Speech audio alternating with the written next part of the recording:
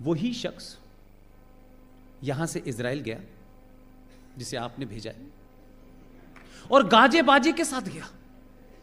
यहां से 5-7 TV crew गए और वहां लाइव, वो भी बेगाना ऐसे घूम घूम के कह रहा था, Modi my brother, my brother. लग रहा था दोनों कुंभ में बिछड़ गए थे, अब मिले हैं।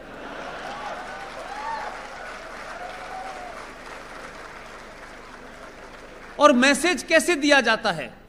बिना शब्दों के भी दिया जाता है।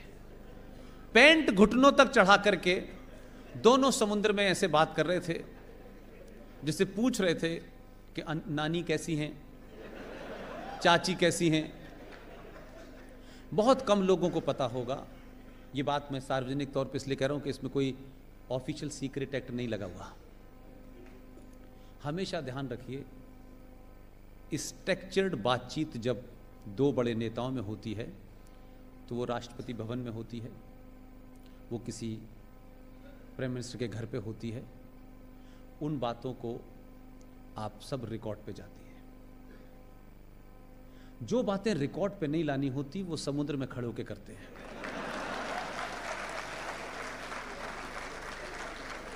और दोनों ने बहुत कुछ किया, उसका अंजाम भी देख लिया आपने।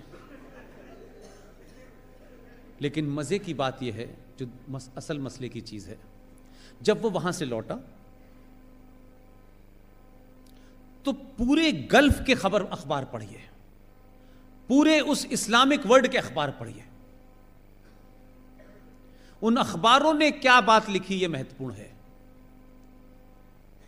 कहते हैं कि जो लोग आपको बहुत समय से डरा रहे होते हैं, जिनका डर आपको लगने लगता है, यकायक सच में किसी दिन उससे बड़ा उनके सामने डर खड़ा हो जाए तो लोग हंसने लगते हैं, भाई क्यों डरा रहे हो हमें। ऐसा ही कुछ लोगों के साथ हुआ। आपके यहां तो हुआ ही हुआ, बाहर क्या हुआ? सारे गल्फ के न्यूज़पेपर ने, अरब वर्ल्ड ने जो अखबार लिखे, उन अखबारों ने लिखा कि पिछले 60 सालों से अरब इजराइल का झगड़ा चल रहा है। अगर दुनिया में कोई लीडर हमारी मध्यस्थता कर सकता है, उसका नाम है नरेंद्र मोदी। आपको लगता है? यकायक क्या हुआ भाई?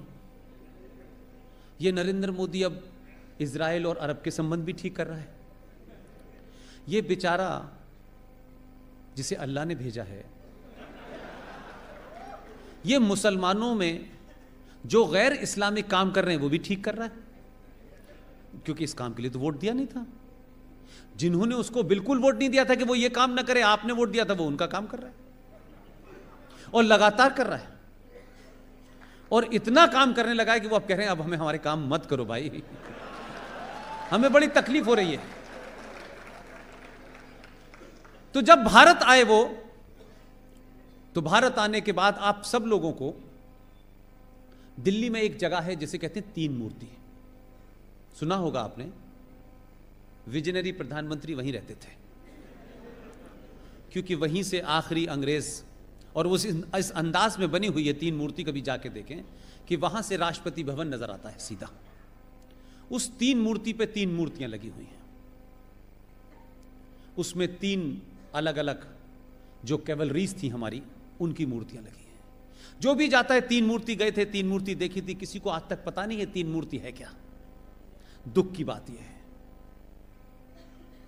हमसे पहले, हमारे यहां कुछ होने से पहले, इजराइल का एक शहर है हाफिया, वो ऑटोनोम एम्पायर के अंदर था, उनके कब्जे में था।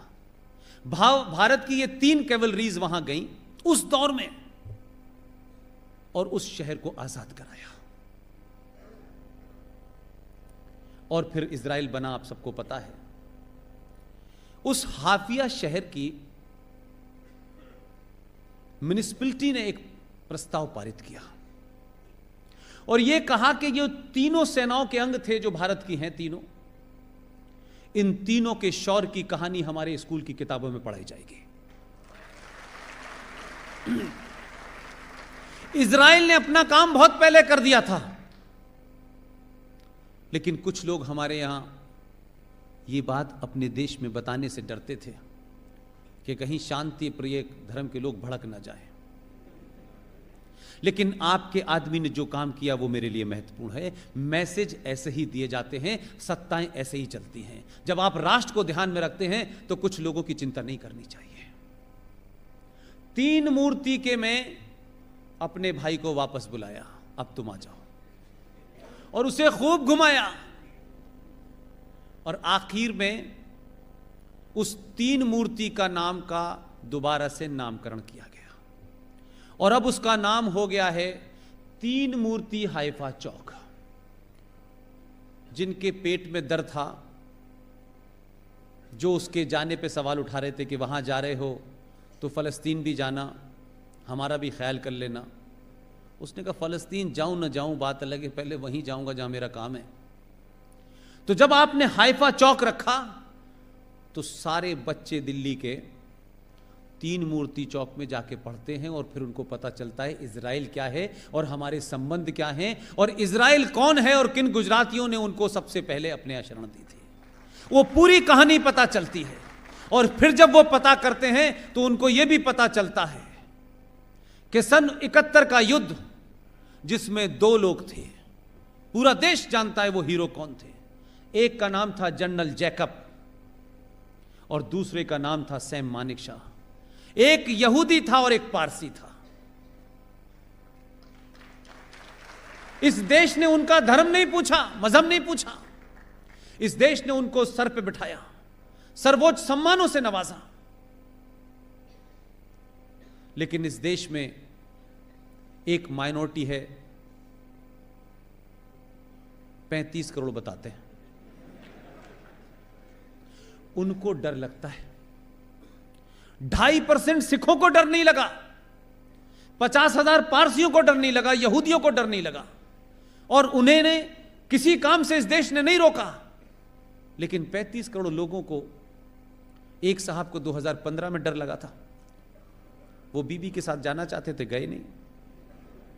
फिर एक साहब को अभी डर लगा है। मैं कहता हूं अगर ये डर लग रहा है तो ये डर अच्छा है।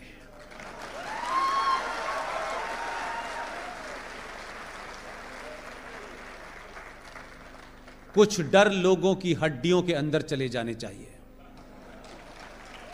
और 500 साल तक यह डर रहना चाहिए कि अगर इस देश की सनातन संस्कृति के साथ जो भी कुछ तुमने किया है, इस देश के हजारों मंदिरों को तुमने तोड़ा है, तुम मंदिर तोड़ने वालों के साथ खड़े हो, भारत के साथ नहीं खड़े हो। तो तुम्हें अगर डर लगता है तो कई हजार साल तक लगना चाहिए, और जो डराने में सक्षम है उसे आप गद्दी पे बिठाते रहिए।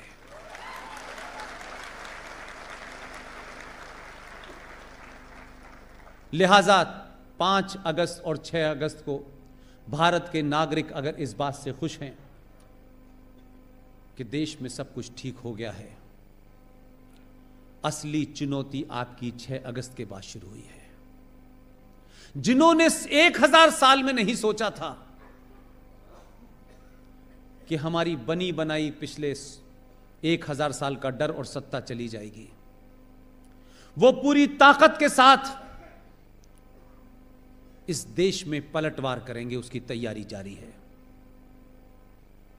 इस देश को गृह युद्ध की तरफ ढकेलने की तैयारी है। सेकुलरिज्म के नाम पे है, मुसलमान के नाम पे है, मजलूम के नाम पे है, विक्टिम के कार्ड पे है, जय भीम जय मीम के नाम पर बहुत सारी तैयारी की जा रही है। आपको ज्यादा अलर्ट रहना है।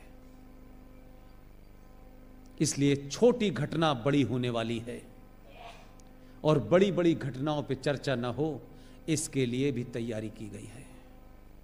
और यह युद्ध साइकोलॉजिकल युद्ध होगा। इसलिए मस्जिदों से हथियार मिलते हैं तो उसकी खबर नहीं बनने दी जानी चाहिए। इसलिए सेकुलरिज्म का भूत हिंदुओं को इतना चढ़ा दो कि ये सच बात कहने से डरे। इसलिए आपको ज्यादा अलर्ट होना है। गुजरात की माओ बहनों से मेरी एक दरखास्त है, गुजरात भी इससे ग्रस्त है। मुझे कई लोगों ने मुझसे आके इस बात के बारे में चिंता जाहिर की है। किसी एजेंडे के तहत जो काम बॉलीवुड ने शुरू किया था, जिस एजेंडे के तहत गुलशन कुमार की हत्या हुई थी, जिस एजेंडे के तहत हिंदुस्तान की फिल्मों से मंदिर भजन गायब हुए और मौला रे मौला शुरू हो गया, जिस एजेंडे के तहत हर कैरेक्टर में लड़की हिंदू है और लड़का मुसलमान है, हर एजेंडे के तहत इस्लाम को ग्लोरीफाई करने की कोशिश की जा रही है और हिंदुओं को कास्ट और गंदी गंदे तमाम जो चीज़ें, जो पाखंड है, उसको ऐसे दर्शाया जा रहा है कि देखो हिंदू धर्म में कितनी खराबियां हैं। उसी एजेंडे के तहत देश जागृत हुआ है और लोगों ने कंप्लेन करना शुरू कर दी है। एक घटिया सा 2 कौड़ी का प्रोग्राम आता है बिग बॉस। उस प्रोग्राम के अंदर किसी एजेंडे के तहत ब्राह्मण लड़कियों को दिखाया गया है और कश्मीर के मुसलमान लड़कों को एक ऐसी अवस्था में दिखाया गया है जो सार्वजनिक तौर पे आप उस प्रोग्राम में देख सकते हैं, लेकिन मैं नहीं कह सकता। एक एजेंडे के तहत यह किया जा रहा है ताकि इस देश के सनातन संस्कृति की भोली भाली लड़कियों को पहले बॉलीवुड के नाम पर खेल किया गया और अब ये बिग बॉस नाम के टाइप के प्रोग्राम जो चलते हैं बाजारू, उसके तहत किया जा रहा है। मैं ये नहीं कहता कि कोई प्रोग्राम आपकी संस्कृति को कमजोर कर देगा, लेकिन इस पे आपका रिएक्शन आना चाहिए।